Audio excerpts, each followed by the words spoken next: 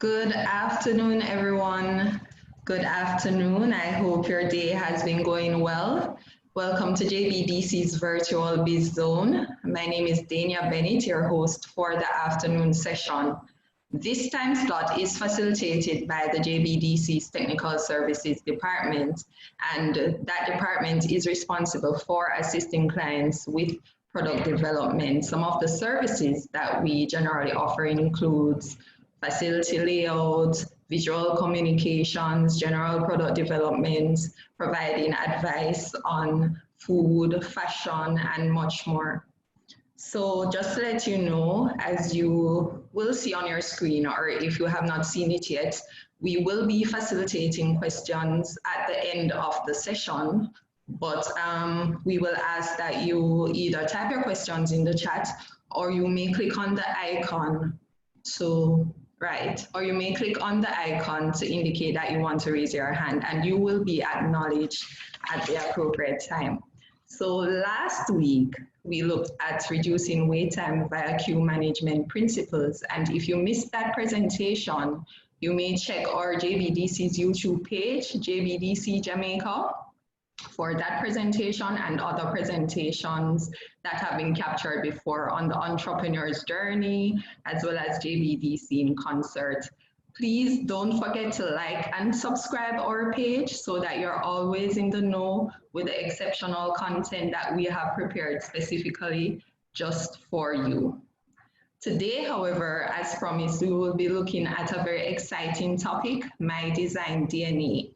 And we have two presenters today, Mrs. Macadia Price Johnson and Mr. Robert Hall. Mrs. Johnson is a garment construction specialist, and she's also a member of the JBDC's Technical Services Department. She is a graduate of the Edna Manley College of the Visual and Performing Arts. And Mr. Hall, he is also a member of our department, and he has over 15 years experience in the fashion industry. He is a graduate of Edna Manley as well, and also a lecturer there. So please help me to welcome today's presenters, Mr. Robert Hall and Mrs. Macadia Price Johnson. So over to you, Macadia.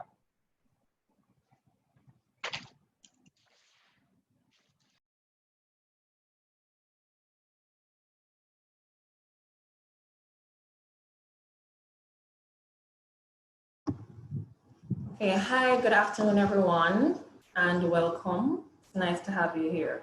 So what we will be talking today is about my fingerprint, defining my design DNA. All right, so I'm just gonna go right into that. Okay, so the term might be unfamiliar to you, so just to break it down.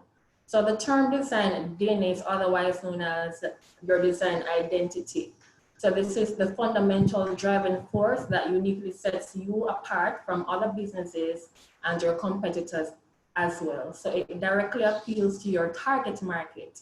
So the design DNA speaks to your style of the products that you create, which are influenced by things that inspire you in your creative process. So in deeper terms, it is like your personal DNA per se, because whatever you create is actually a part of you and what inspires that. So examples of different things that would inspire your creative process and the products that you create, very simple. It could be colors, motifs like symbols that inspire you wherever you might pull them from, things from nature, as simple as that sounds. A lot of persons pull their inspiration from objects that they find in nature. The ocean, for example, is a very good reservoir of items and ideas that you can use to inspire this.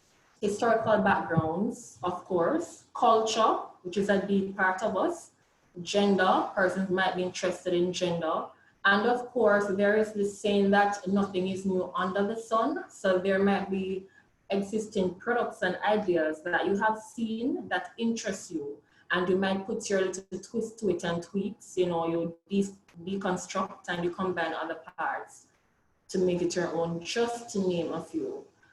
And just to note, our personalities are reflected in everything that we do, whether intentionally or subconsciously. And maximizing on this offers a vast environment of creativity that you can pull from to, you know, inspire your work that you do. So unearthing your DNA provides consistency and growth in your business. So by this, you will not be always trying to fumble to say, okay, what am I going to design now? Or you're saying that, okay, let me try to appeal to everybody. Stretching yourself thin will prove a problem. After a while, you're going to be exhausted. You're going to hit on a wall, and it might be very problematic for you to grow and to continue in your business. So it's always good to have that space that speaks to you and about you that you will pull from in your creative process of designing. So this also offers recognition and loyalty from customers. So they're used to a particular product or style that you create, right? So keeping this consistent means that you hold their loyalty. And of course, having that presence of being identified with a particular style also helps potential customers to see you out there.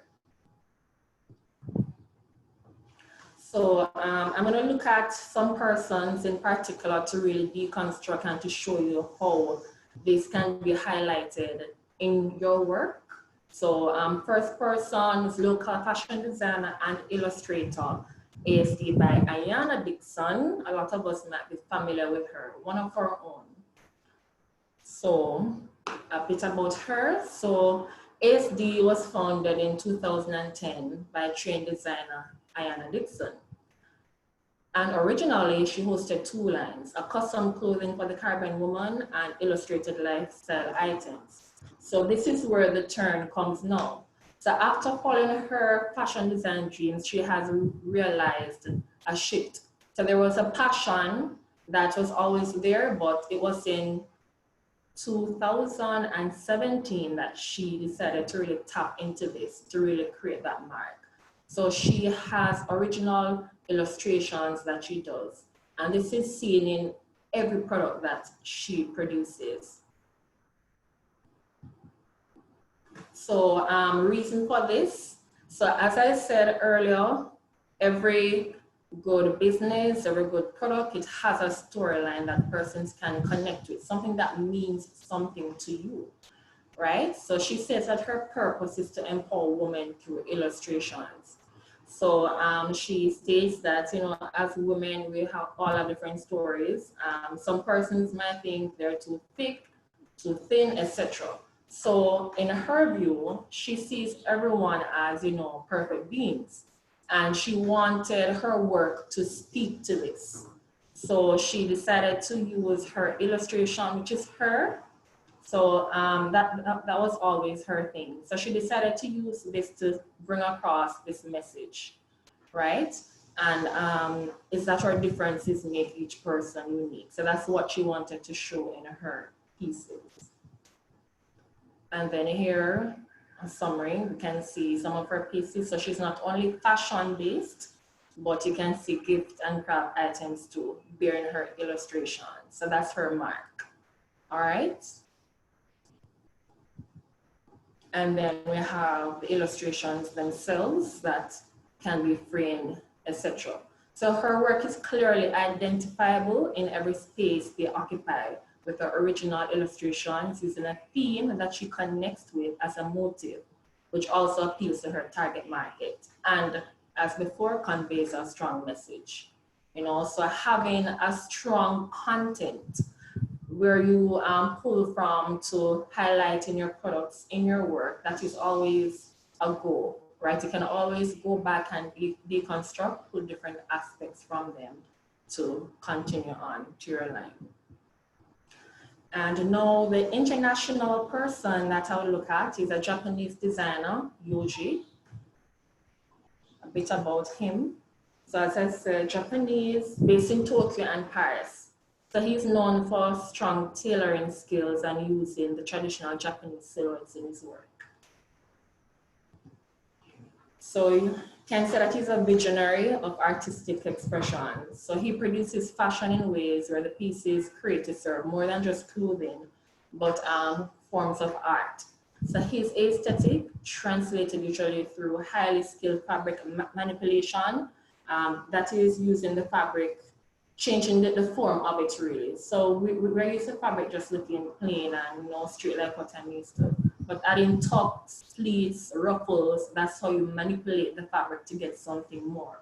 So maybe you could probably say that you're interested in texture and you look into fabric manipulation to really highlight this as an example. He uses neutral colors, of course. So again, you can be inspired by colors. We're Caribbean based, a lot of us love bright colors, reds, yellows, etc. So based on his space, he goes for blacks and monotones, right? But of course, that's what he's identified with.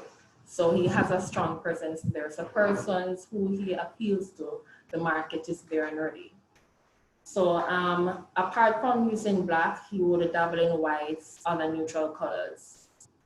So the muse behind his design is envisioned as an outsider who isn't willing to conform. That's his message. So coming with a total different point of view. So staying elusive, yet always breaking the mold. The mold as in the norm of society, per se. And yes, my little slide was short. I do not specialize in boring people. So a little set of questions that you can look at when you're thinking about what is your DNA style, what is your design identity. So you can ask yourself, what is your inspiration? So as I said, persons are inspired by many things. And sometimes it might seem simple to you as in, well, I really like rocks. What is in that really inspiring body really? But it's to look closer at it, it offers lines, shapes, texture, form, and to deconstruct it. Now, Yoshi's inspiration would be breaking the mold, the norm of conformity, and Dixon's would be beauty in all shapes and sizes. So you also have a unique style. Everybody is different. Everybody have a style. Everybody know what appeals to them. So Yoshi's unique style is oversized silhouettes. That's his thing as a designer. Others, of course, you might be interested in other things, having more of a sex appeal, closely fitted garments, cutouts, etc. Dixon's unique style is the monocolor illustrations. So we see her illustrations and narrow into the monocolor. Again, she keeps it simple and to the point.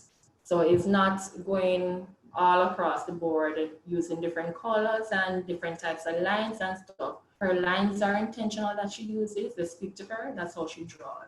Everybody have their own style and everything that they do. So that is her unique style. And then the last thing that I would want you to ask yourself is, what do I want to say? That whole message behind your business and the product you produce. What is it saying? What do you want others to get from that? What is the perception? With Yoji, his message is do not conform. So his pieces are gender fluid, not saying, okay, male, you wear that, woman, whatever. And with Dixon, it is that we're all beautiful. So those are the underlying messages in their work. And that's it for now.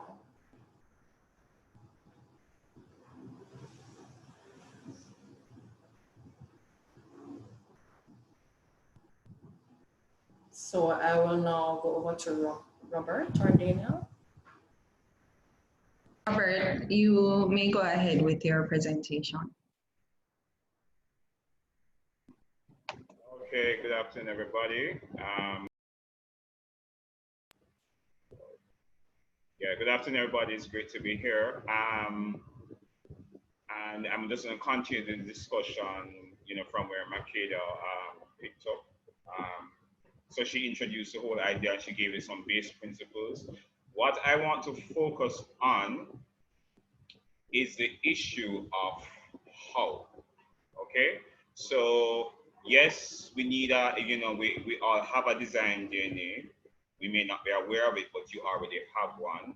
And the key is that you want to know, isolate it, understand it, and then hone it and use it to the advantage of growing your own business and what it is that you're doing in your line of products. All right, so let me just share my screen so that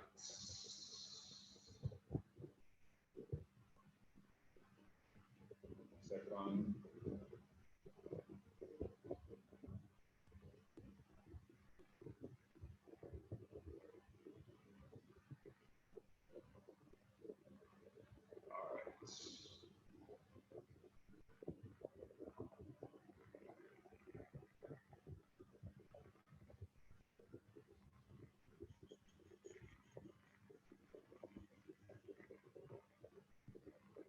Robert, see if you can put your screen on full screen, please. Like on a slideshow. On a slideshow. Not a problem. Let me just start from here.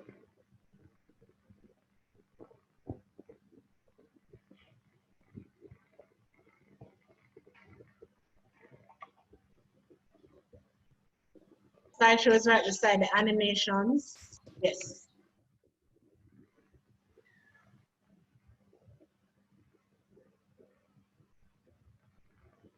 Okay, great.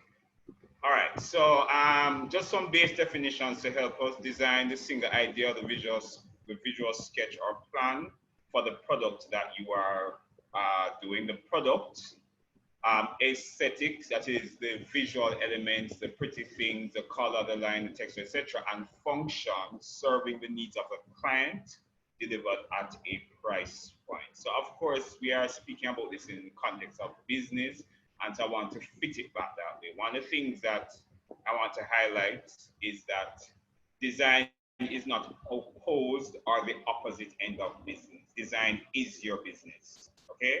Design is very important for you to make money. So it's not the opposite end, an afterthought, something you paste on. It is the business. So whilst you're developing a business, you have to be now looking at your product and thinking about what that product is and how does that product speak, whether from all the angles, including the aesthetics and the functions. All right. Just another definition to compound to put on top of what Bakeda has already laid. Design DNA, a personal design language populated by a combination of primarily innate affinities, interests, and tendencies. So you start your design DNAs from what you are naturally good at and what you are interested in. It can evolve into other things that you may not necessarily be good at, but it has to start at this particular point, because you're going to find that part of that design DNA is what is also there that you might not even realize that's there initially. All right. It's a personal, often subconscious preference of how one applies the elements and principles of design in the product development process. Okay, so it's as I say, it is often subconscious. It is you. It is the very core of who it is that you are. So as I say, even before you identify, it's already there. So that's the issue is how do I identify it? All right. So I said your natural alignments and affinities are already there. So we need to find them and play to your strengths. All right. Your product is already saying something. Become aware of it and amplify your voice. Okay. What is the designer's job? The designer has a number of things that they're going to be doing in relation to design DNA. They're answering the need of a customer with an aesthetically resolved solution delivered within a price point the customer is willing to pay. Okay? So as I said, you're working your design still within your business parameters. It's not opposed, it's not outside. It's not I go off and have a creative moment and then I come back and then try to make it work. Okay? You work them at the same time. So as I said, the customer has a need and I'm trying to use my own language and the aesthetics that I'm into and that I like to offer a solution to this customer. All right? I am also sustaining and extending a conversation around the product story being told with the original contribution. Now, design DNA is really important because what it does is that it gives you the base material to build out your visuals, to build out your branding material, to build out your marketing. So that design DNA is core to the building out of the brand of the business. All right. The designer is having two conversations with the client. They're having a short-term conversation. They're having a short-term exchange with the client, and this is where you see the product and the collections done in different seasons at different times of the year. And of course, these products, as we said before, they respond to a need. All right. And then there's also a long-term discussion where I am almost speaking more about the overarching brand ideals and the things that we're into and what we're trying to say. So for example, when Makeda mentioned earlier Ayanna Dixon, and she is having a conversation about women, but you may not necessarily find it in every single illustration that she does, or it's not necessarily overtly in every illustration, but over time, when you put the work together and have a conversation with her, you can see how she has positioned the brand in a way that she can be empowering women. Okay, so as I said, there are two levels of conversation that you're having, two levels of exchange that you're having with your audience. Okay, the design DNA, your natural interests, your natural affinities that you're bringing to the product development process. Okay. To locate it, I want to suggest 7 different points of how it is that you can actually locate that DNA. All right, and I'm going to do it as a series of questions. Okay. So in answering the questions, we're looking for recurring decimals. We are also trying to really key into what is it that I'm feeling and sensing and vibing at core of who it is that I am. It is not a surface project, because I say, if you just put on something that you're not related to, you're going to find out that later on, you're still going to have to go back and change it, because was that really what was there? Was that what really you were interested in? Or what was really what you were into? All right. Okay, so the first question is, what product categories am I interested in? What product categories am I good at? Okay, so it's a two-pronged question. You're looking at what you're naturally good at, and you're also looking at what you're interested in. Okay, you may end up with a few things here, and out of that, you may decide that you want to focus on 1 or 2 of them. So I've been giving you some examples here. So this is fashion. I'm interested in fashion. You break it down some more: menswear, men's furnishings or men's accessories, and this is ties, bow ties, lapel pins, pocket squares, kerchiefs, etc., socks, that kind of thing. All right, so that could be one person. Somebody else might be interested in fashion again. By the way, forgive me, I'm a fashion designer, so that's why the fashion ones are easier and probably come out stronger. Fashion, women's wear, okay, sportswear, and within the context of sportswear, they basically want to do active wear, and active wear basically is your swimwear and the clothes that you wear to run up and down and play sports, okay, and within that, they have the options of swimwear and athleisure. All right. Jewelry, this person, they're interested in fine jewelry, they're interested in doing wedding bands, but they're also interested in metal forging and stone setting. So again, that begins to set a frame of what it is that is happening. All right. Another one, accessory design. This person is into luggage, they're also into women's wear, and within that, they're interested in doing small bags and cases. All right. So I say the key question is, what product categories am I interested in, and also what product categories am I good at? Okay. So you have to answer both, because then you often have to make an evaluation. I might be interested in something, but I may not necessarily have a capacity to become a master or become good enough of it that I can actually do product from it. Or I have access to the individuals who are able to. Because I say, you don't necessarily have to have the skill. I can probably just get the people together. But do I have access to the persons who can actually do this and provide the skill set that they actually need? All right. So that is one element, and I have 2 examples following up. All right. So this is in relation to the first option, which is the menswear and the men's furnishing, bow ties, lapel pins, etc. Now, one of the things that we have to understand is that as we start this process,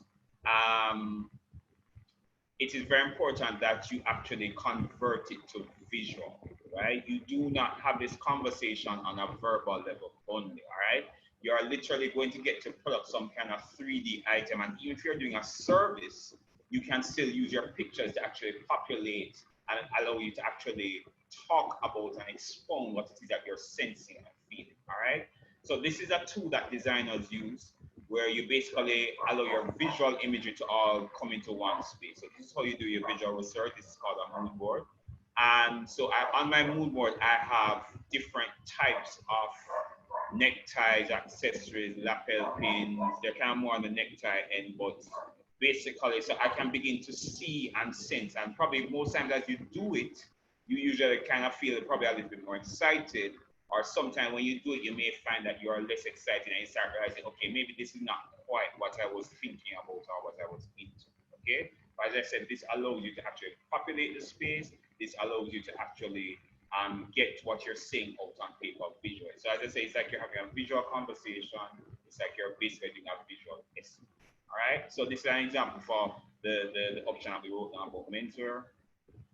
And then this is another one in terms of cases. Okay, so this person is interested in doing brief cases, okay, small cases, all right? And here we went and we explored different options. So we are then beginning to see different finishes, all that kind of thing. So as I say, you're beginning to put your ideas out there. As I said, this is a combination of questions that you're doing to actually try to locate what that DNA is, all right? So this is the beginning of the process. It's not the end of it. This is the beginning, okay? All right, so as I said, these are two options. All right, so question number one. The next question is, who is my audience? All right, which group of persons am I primarily trying to reach? And from which perspective am I trying to reach? Okay, you're gonna find out some of this if you're into marketing and sales. You're gonna find out some of this also is material that you're familiar with. But as I said, they're all related and they go across the board. All right. So you want to begin to ask yourself the question: who am I interested in speaking to and appealing to? And even if it is that you're doing something that cuts across multiple audiences, who is a primary audience that you want to speak to, and also which perspective. So let's say I might be doing a multi-generational, a multi-segment product, a product that speaks to multiple segments. However, which perspective? Am I speaking to them from a more classical, mature kind of perspective? Or am I speaking from a more youthful perspective? Or am I speaking from a childlike view, or biasing the child as the dominant voice in what it is that I'm trying to say and how it is that I'm trying to speak, okay? All right, so again, I'm using my mood board. So again, this is youth, and this is more like younger youth, maybe older, teens, university audience, you know, early 20s, that kind of space. And then this one, the second one, is a much more mature audience, somebody who has a family, probably more in their late 30s, early 40s, that kind of a thing. All right, so as I said, the second issue is, the second question is audience. The first one was what? What am I interested in? What categories of products that I want? Okay. Question number 3, what design era, what historical decade am I interested in? What design era am I passionate about? All right. So again, as I said, it's a multi-point kind of determination. So you want to again ask yourself, what era am I really interested in? If you're not interested, what you can actually do is just start looking at the things that you like. Where are they more related to? Okay. Is it very 80s, 90s, 2000s? Is it very, you know, 1950s, 1940s, 1930s, 1910s, even beyond? Okay. So which design era, which historical decade am I interested in, and what design era am I passionate about? Okay. And if you notice, we're touching different points because you want to end up with a very deep product, a very rich story that you're telling, something that is going to outlast time. It's like brand building. When you do your logo once to last you a very long time. Okay, you don't necessarily, you might actually refresh a logo, but you're not looking at doing a logo today and then next year you change the logo, or 2 years down the road you change the logo. It's the same thing. When I begin to do product, I'm looking at a long-term investment. I really need to get my stakes deep and really begin to see what am I into and what are we really about. Okay, so different ones, 80s excess, you know. There's also mid-century modern, which is very popular in your interior space nowadays. And then we also have Frank Lloyd Wright architecture, which is from your arts and crafts movement. I'm going to show two of those. Okay, this slide, so we're into a very 80s kind of clothing domain, and we all remember the shoulder pads and the very large shoulders, peplum we see there, the fluorescent colors for some. There also was some punk influence as well, etc. Right? So this is what this mood board is about. And the second one, I chose mid-century modern, 1950s modern element, and I was focusing on furniture. And so this is what we have here. All right, and if you notice again, you're beginning to actually pick up things. So visually, the visual cues. So the 50s, very clean lines, minimalist handles and pulls. There was also the influence of space at the time. There was interest in space age, so you're seeing some of that as well. So there you're seeing, and this was actually their interpretation of what's modern at the time. Okay. So again, you're seeing, so again, this is, more material to add to the pot, depending on the thread that you're actually following up on. All right. So as I said, this question is, which design era, which historical decade am I interested in? All right. The next question overlaps a bit, but it can be separated. And this is, what art and design era, what movement am I interested in or inspired by? Okay. And please note as well, so you may have interest in a couple, but begin to ask yourself, what is the one that is really key? What is the one that really gets me? What's the one that I really have a lot of affinity to? Okay? Because as you say, you're crafting an original contribution. You're trying to ensure that when you speak vocally, your voice is recognized all the time. All right? So again, there are different movements: minimalism, pop art, baroque. Some of us are we're very spare in what it is that we employ and apply or design principles and elements. Others of us, we are very, what we call in Jamaica, enough and holy, and we pile on and lots of color and busyness, etc.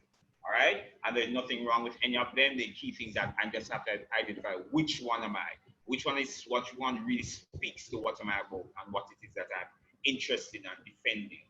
Okay. So examples again. So this one was seen by Jamaican intuitive art. And so you have people like Capo, etc.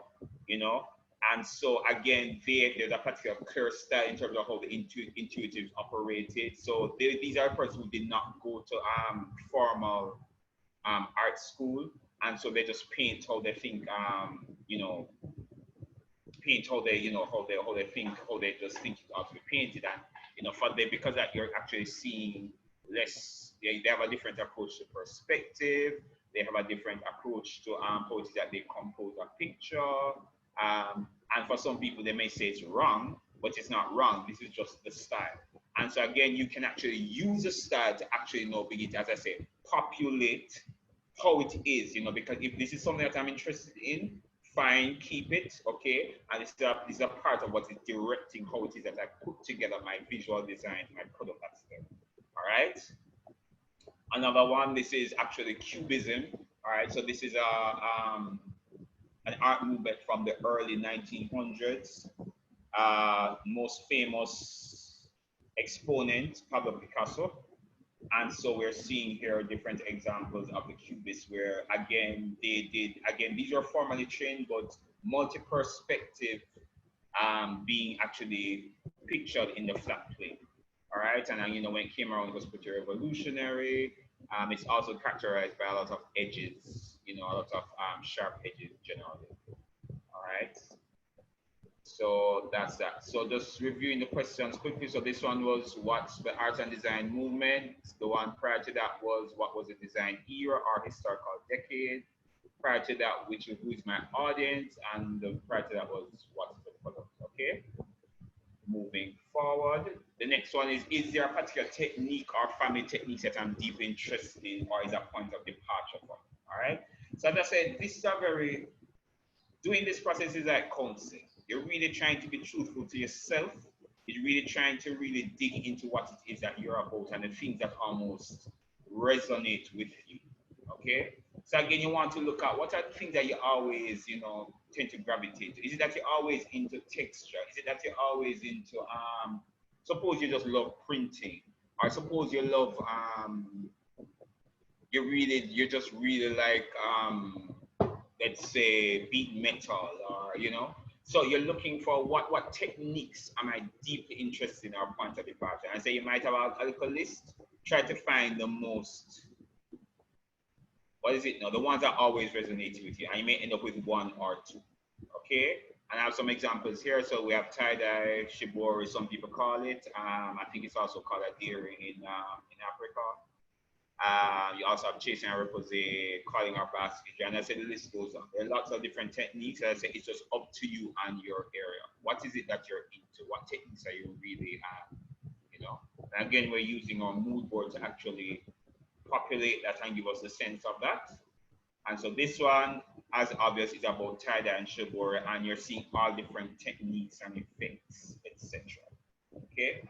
Now, one of the things that the reason why we also do this process is that we have to start understanding that there is sometimes the rules that we have inherited that we say, oh, you can't have a tie-dye tie, formal tie, or you can't be using tie and dye on silk for argument's sake, or something like that. Out of these rules we have inherited because of how it is that we've grown up, when really and truly what you find now is that when I mix together all the different questions that we're answering today, you're going to find that when you push them all together, you get an original perspective. Suppose you want to do men's suits, but you say you want to use bold colors and lots of prints and patterns.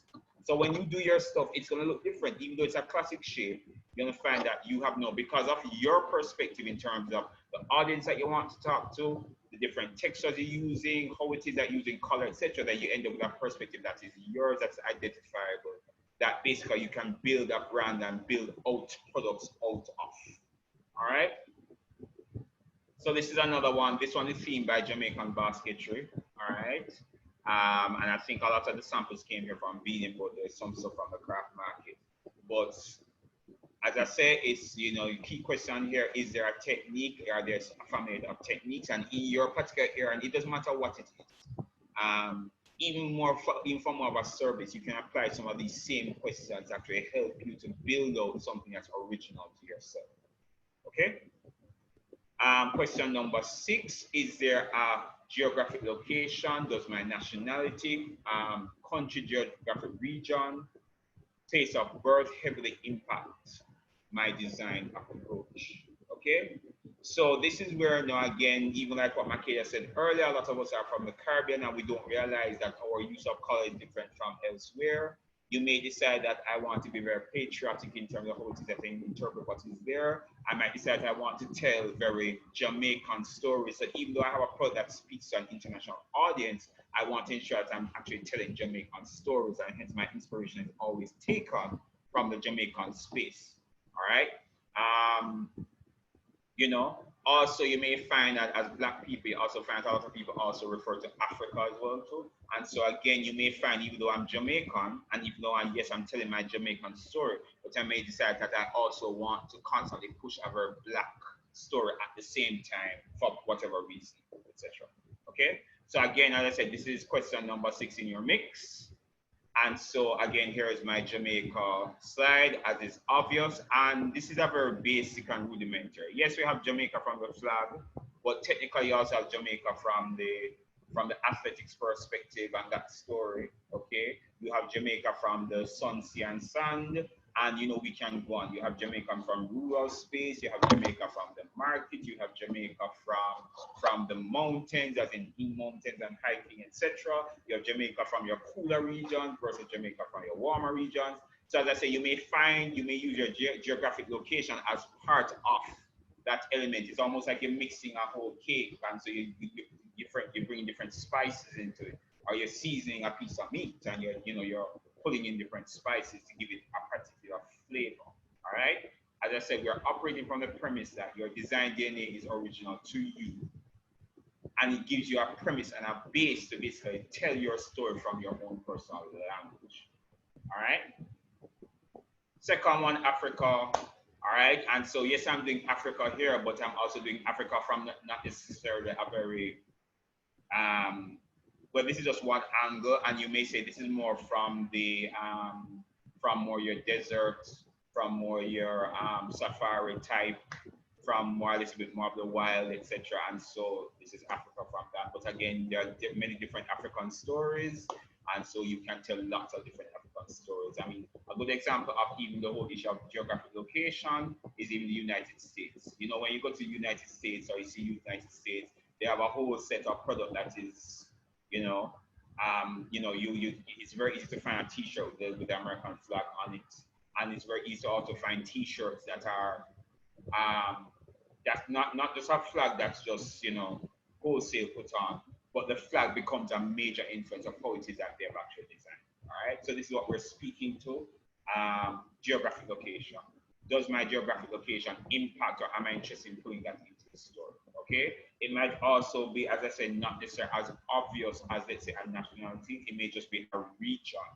Okay, it just might say, even when you say things like resorts, you might just decide that regardless of what happened, your clothes are always going to have that very resort, breezy, tropical feel, with what's happening. All right. Number 7, are there any causes, are there any socio-cultural, environmental issues that you feel a deep connection to that you want to speak about? All right. I'm using Ayana again, and Ayana earlier, part of her mission is to basically empower women. So, you have things like climate change, which especially for the person in fashion, that's not something that it has moved from being a niche issue to something that is now necessitating public, widespread engagement. All right. So whether explicitly or not, climate change is something that I think a lot of people recognize that we all have to be engaged in that story. All right, there's animal rights. You have people like Peter that constantly speaks about trying to get persons not to use animal products in their animal pelts in their products. Okay, things like children advocacy, women's rights, etc., etc., etc., etc. Okay, the list goes on. All right. Again, we're using our mood board. So again, obviously, as you can see, this one, women's rights. Okay. And of course, I have in there, Angela Davis, where if you say women's rights, her name almost automatically comes up. We have the local arm of, I think it's Bureau of Women's Affairs, if I'm not mistaken, etc. All right, so that's women's rights. And then we have the environmental issue, climate change as well. All right. So, as I said, so if you use these 7 points to actually, if you ask yourself these 7 points and try to answer them honestly, and then as I say, you can use your mood board to actually extend the conversation, or to really discuss what it is, the topic that you've come up, then you're gonna find out that end up with 6 different elements, 7 different elements to actually begin to build out the product. All right. So in thinking about my design DNA, I'm trying to determine what is always there. What is my way? What's my natural hand? What is always showing up? When that is determined, I manage the quality using the principles and elements of design. Now, one of the things that we have to remember is that the product is 3-dimensional. You're also appealing to your aesthetics, and because you're appealing to your aesthetics, then it has to work well as a design. Okay, so it could have all these issues, etc., in there, but if it doesn't work together as a design, then you can't. If it has no appeal, then you're gonna find that the customer is gonna walk away from it, because yes, your store may be very deep, but the fact is that visually it's still not appealing. So part of my job as designer is to ensure that my aesthetics are in order and together and doing what it's supposed to do. All right. The design DNA is often answering the question of how. How do I do what I do? How do we do things over here at our company? There is no right per se. It is what works for us and what works for us to get out the products that we need to get out in a way that appeals to our customers. Okay. Next matter, design DNA suggests an originality arising from the synthesis of the multiple perspectives that I spoke about earlier. You may find that this could even be extended to 1 or 2 other elements as well too, but I'd say these are probably maybe the core ones you can start off with. And as I say, it's the fusion and synthesis of these that you end up with an original voice. I can't decide to say I'm the only person who will talk about Africa, or the only person who wants to talk about Jamaica. If somebody else does it, then they're stealing from you. No. Okay, the world is open. I say it's a matter of how is it that I'm bringing these issues together, and then how am I resolving them into product to create something that's appealing to my customers. All right. We are also implying that research is very important. It is very important that when you come up with an idea, that you do not just do the idea straight off and just say that because I thought of it, then it's mine. It's not quite like that. You're gonna find that most times when ideas come to you, it is in some form, in some process of being digested. Okay, and technically you're seeing a lot of things around you and absorbing a lot of things around you. Okay, so when the idea comes to you, technically it's almost the sum total of all the things that you have been absorbing. All right, so you're gonna find out that you're gonna need to research to actually deepen the rules and also establish originalities and demarcations to ensure that when your product come out, it is original and different from other people. It's not saying you can't be inspired by other people, but wholesale copying, lifting of ideas from another person and probably just changing a very small element can become really problematic. Okay, and it's not something to be encouraged because I say everybody has an original voice. You have an original perspective. Okay, so as I said, we're suggesting that you actually pull out these elements, research what is endemic to you, and allow this actually to fuse into a beautiful product. Okay. The next thing to do is to summarize the DNA, summarize these into keywords. So, you know, in one column here, I have the column to the left, menswear, 1950s, modern, Jamaican intuitive, tie-dye, climate change, Africa. And it's almost like when you begin to, if you were to take all of these and put this, so take all the different slides that we have here, or the slides that you would have made, put them on a board and begin to see them together. And then move into the next part of your design process, which I'm going to speak about, right? It's very important that you sample the product. So even though you're going to come up with an idea, because we suggest that you actually do some kind of line drawing. So say, you have to decide what you will make. And so, as I said, we're suggesting that if you allow the fusion of the different elements to come together. So let's say you've done this research, what is my next step? Okay. So actually what we'll probably do, I'm going to jump to the second point, which is source your raw materials. Now go to what textures am I interested in using to get this done. And then whilst you're doing that, you can also now be looking at your, what will this product actually look like? All right. And there are different ways. You may find, okay, I don't sketch really well. You can't just start with a photograph and draw over it and indicate where you want changes, etc. Okay. So you end up with some kind of drawing. You get your raw materials, so you now decide what are the types of textures am I going to use to actually make this, whatever it is. All right. And then you want to make a pattern. Sorry. You want to make some kind of pattern, or you're going to bring it to your fabricator, whether it is a dressmaker or a jeweler or a engineer or whatever, to actually begin to move it into 3D. But of course, you're bringing them a sketch, you're bringing them your raw materials, okay, so they can begin to see what the thing is, all right? And you're going to have the construction actually done. And of course, construction is even where you can put in things like different techniques, etc. All right? While you're doing that, you want to also be costing. And if you notice, we have 2 points where we've actually put in the costing, because as I said, you're bringing a desirable product to a client within a price point, within a price band. It doesn't make sense I bring great product, but it's not for the particular market that I'm into, they can't afford it. So it doesn't make any sense. All right? Once you finish that process, then you want to evaluate your samples. All right, and there are different ways to evaluate. Sometimes you may actually bring it to a testing group. Sometimes you may put it into a store to see how people respond. Sometimes you might bring it to expose it to your friends, some associates, to see how they respond to what it is that's there. All right. This is also important because you're gonna find that the DNA is not just conceptual in terms of what I decide, but I may do the work and also realize that there are things in there that also that are coming up that I didn't realize is there. So you may find that, oh, I always use top stitching, or I always use particular rivets to actually, seal off the work. You know, you may find, oh, I always use these colors even when I don't intend to. Oh, you know, I always using volume, I always use this. So I say it's not also what you purposefully put in, but there's also the subliminal material that is actually coming at you. All right.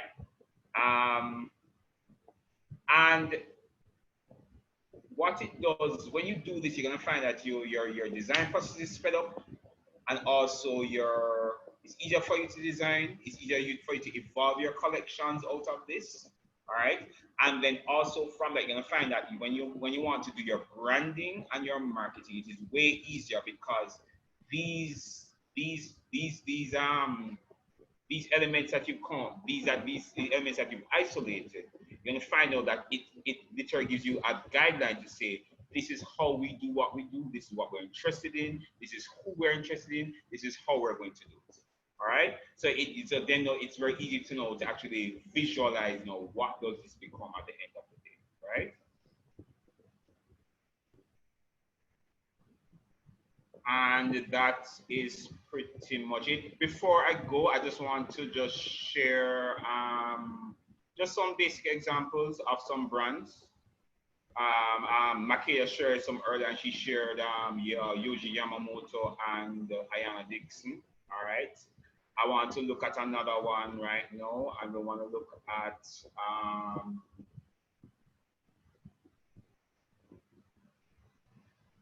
sorry. Okay. All right. Let me just put that. Let me just leave that until later. But and I've spoken a lot. Are there any questions, Daniel?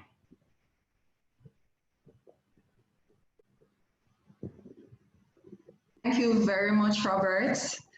You had a very interesting presentation, and it was very clear and very fascinating, actually.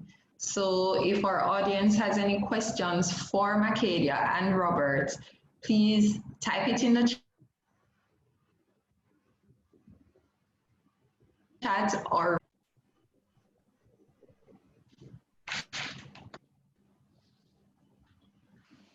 I found, Robert, that trying to come up with a design DNA, someone has to think very carefully about it, because it's not just as simple as what it is that I like, but we have to consider all of the elements that you actually brought to the forefront for us today. We have to consider the cost. We have to consider if it's relevant. We have to consider so many things. Okay, we have a question from Lisa Davis Palmer in the chat. Okay, she's asking, Robert, is it ever too late to revamp or revise your brand? I would say no, it is not. It's not too late. I think what's important is that you must be strategic.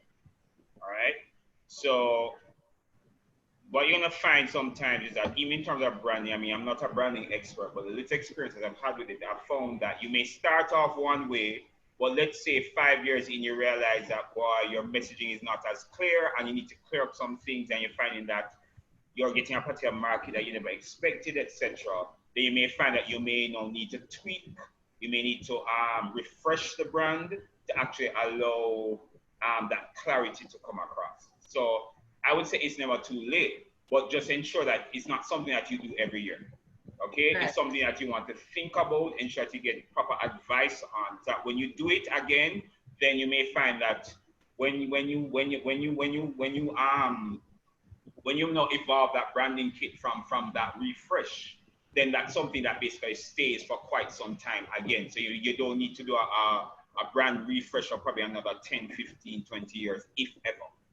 All right. So as I said, there's no problem in terms of time, but what's important is in terms of make sure it's strategic and make sure you're thorough, so that you don't have to know, you don't end up that when you see that you put out the new branding material or the new marketing material, you have to kind of weed and come again because you're like, oh my God, I mean, it's not hitting the market or speaking what it is that you want to say. Okay, so she further asked, instead of just the brand, what about the product? Is there any difference with what you just said, or would it more or less be the same?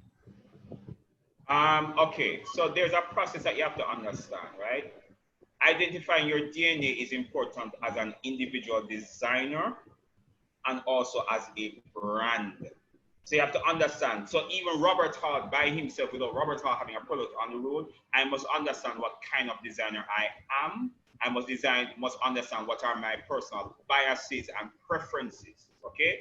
Because if I'm supposed to do work for somebody else, I must be able to almost check myself. So if my client, let's say Makeda, she's a very clean, spare, that kind of thing, that kind of designer, you know, who is into very strong women. But suppose I believe that women must be ethereal and they must be floating about in tulle, and you know they're more of a traditional kind of view, as in they're married and they have a man and they're kind of thing. You're gonna find that my approach to design is going to be a little bit different.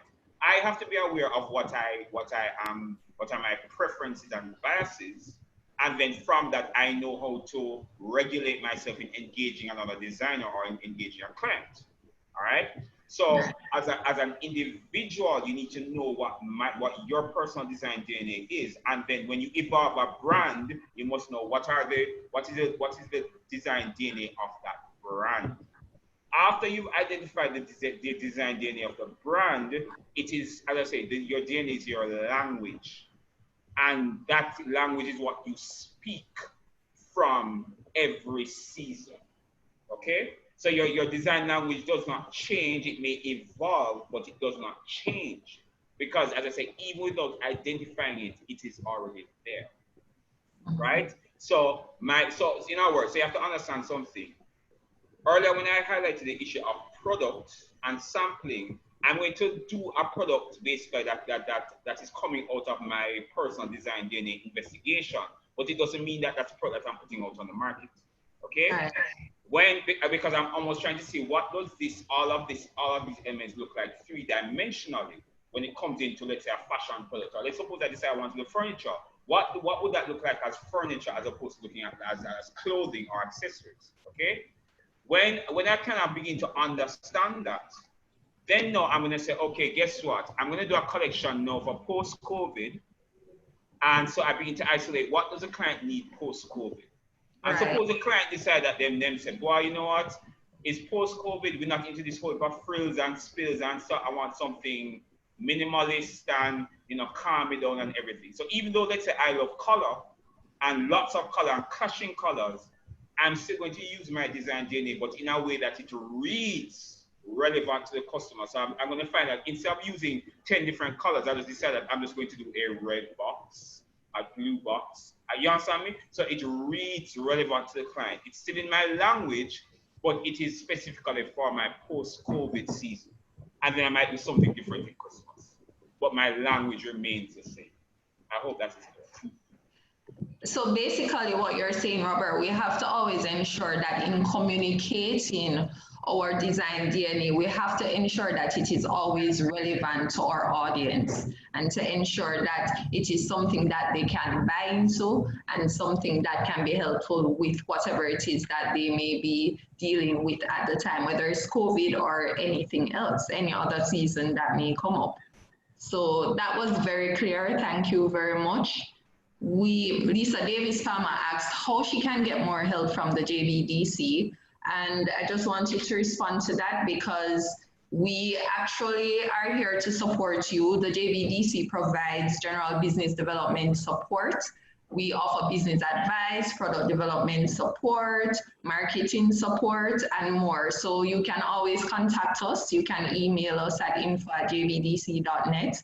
Or currently you can contact us via the telephone numbers 876-550-1167. That's 876-550-1167 or 876-414-3376. So if you're interested in getting further assistance from Robert or even Macadia, we generally provide consultation services, right, Robert? And do you want to expound on that some more? Because he goes above and beyond, as well as Makeda, they go above and beyond for our clients when they're interacting with them. So I figure she may be interested in your area. So if you want to expound on that a little bit, you may go ahead. Makeda, you want to speak to that? All right. Well, as Ms. Bennett was saying, that we offer a myriad of assistance. So in terms of the consultation, you know, if I have design challenges, or you want to get like a clearer understanding of your design DNA and how to go about that, you know, finding your voice, or is that you need technical assistance too? So apart from the clothing aspect or any other area that you're in, whether gift and craft or, you know, other design areas, we offer services that will your branding. So if you're looking for garment labels, for example, if you need graphic helps, swim tags, packaging, we offer assistance in that area as well. So it's straight across the board. So Right. technical, etc. All right, thank you very much for that, Makedia. We have another question from Sana Rose, and she's asking, what are the essential elements of a good brand story? Also, how do we know after going through this process that we have hit the jackpot? So Makedia or Robert, I'm not sure which one of you want to take that question. Okay, I want to start. All right. So again, we're not the branding consultants, right?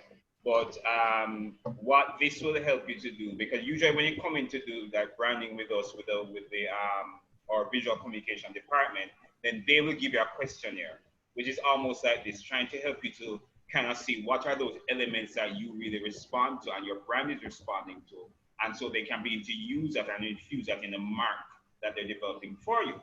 All right. So the question was, how do you know that you've, what was it again? How do you know that you have been successful in the process? How do you know that you have hit the jackpot? So okay. you try to develop the essential elements of the good brand story, but how do you know that it works and that it is relevant? Right? All right, so what you find now is that you're going to find out one, first of all, when you get to product, the product is resonating with you. So it's because literally what you're doing now is that you're translating inner sensibility and verbal to physical. That's literally what you're doing. So you're going to find out that when you begin to sample and you settle on, okay, this is it, and you begin to evolve your product, you find out that you start realizing that you're coming up with solutions that even for you yourself, the designer, is very satisfying, and you realize it's really saying what it is that you want to say. Secondly, you find out that you're able to speak to and connect with your target market or your target. So you find almost that people might be responding to a product that you might not even realize that it was something special, but people start speaking of that, boy, this really works. And outside of just the functionality, they even conceptually, it does this to them and blah, blah, blah, blah, blah, and that kind of thing. And then you start realizing that. So it's almost like your product begins to communicate subliminally with your audience, because, as I said, you literally have gone down to brass tacks and you're being authentic about what it is that you want to represent. So something like that would normally help to generate sales as well, right? So that should be a good indicator. One of the points, I jumped over it, but when you are clear on your personal language, when you're clear on the brand language, you're going to find out, one, it's easier to actually evolve your products, and two, you're going to find as well to that also your sales are way better because you are clear about the audience that you want to hit and you're connecting with your audience. And so it's much easier for your market to actually make a decision about purchasing. All right. So are there any more questions?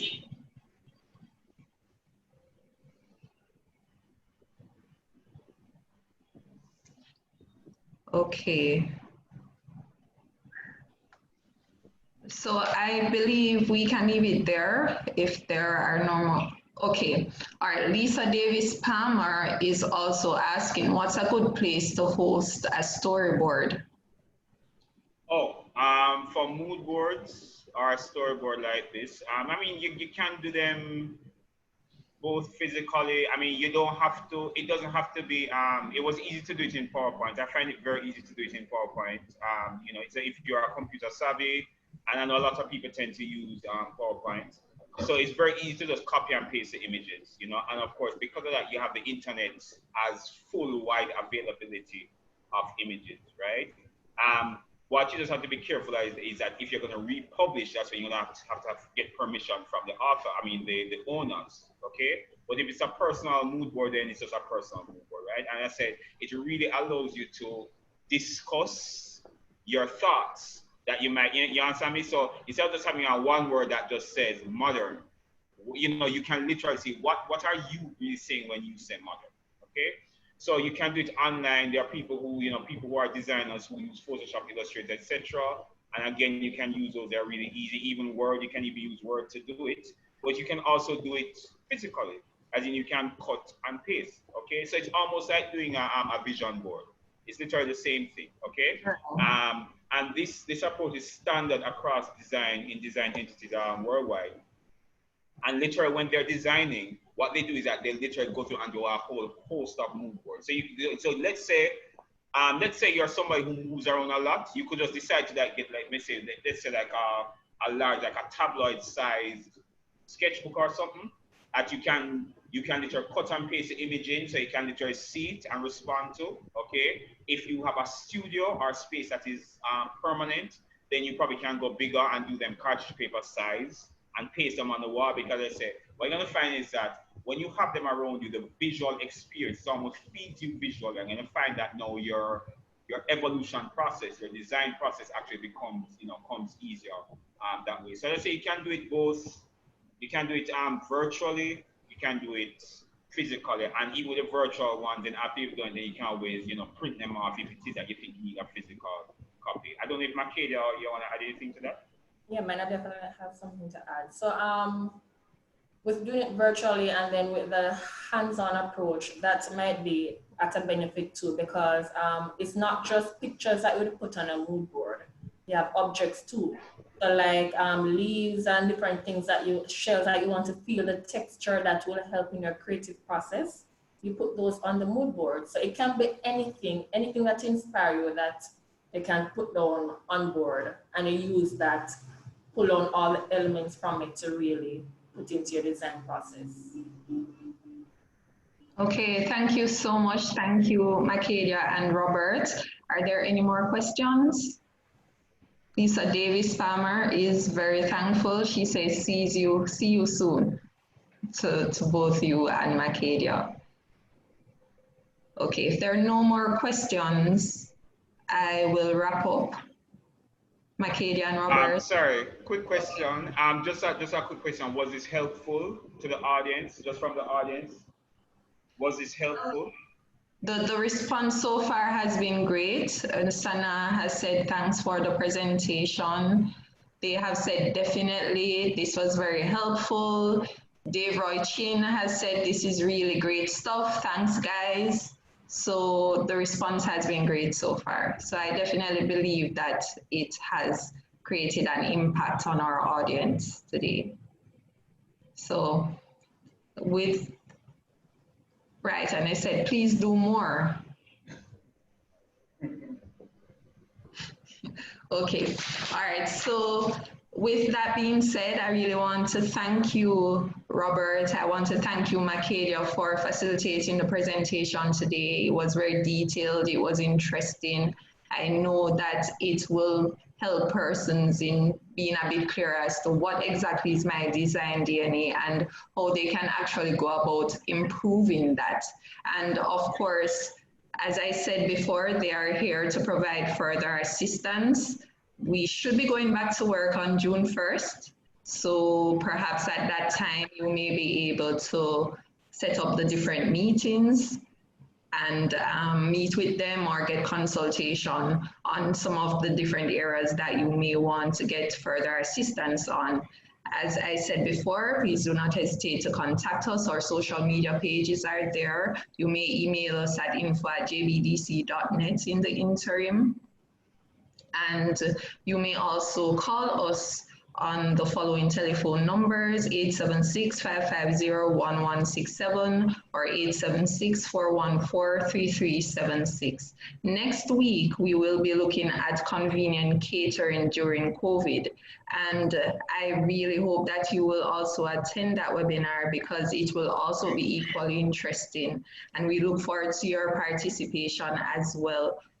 We really want to thank you for being here today and for taking time out of your schedule to garner this information with us.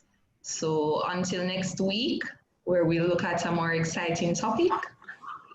Thank you.